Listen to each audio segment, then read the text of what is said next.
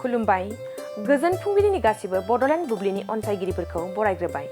दिनै 1 जानुवारि समबारनि फानजामुथिखौ फरायथिनो लादों आं फामि ब्रह्म नार्जारिया। फानजामुथिनि गिबियाव दङ मेष राशि।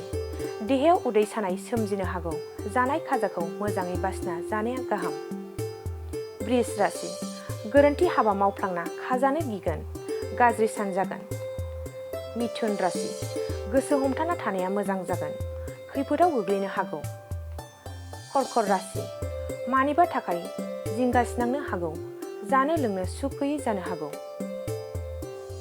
सिंह राशि। गोबाव समनि उनाव आंगो लोगोखौ लोगो मोननो हागौ। गोसोआव रंजाखांनाय फैगोन। कन्या राशि। माबा मोनसे मोननो हास्थायनानै मोनफुङैयाव गोसोखौ गाज्रि मोनबाय थागोन। तुला राशि। माबा मोनसे गुन गोनां हाबा मावना बयजोंबो मान होजागोन। मोजां सान। वृश्चिक राशि।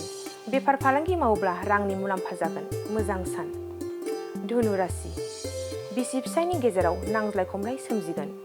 गोरोबलायना थानो हायै जागोन। मकर राशि। माबा मोनसे मुवा खहा जानो हागौ। एसे थाल लानाया गाहाम जागोन। कुम्भ राशि। थांखिफोरा जाफुंसार जागोन।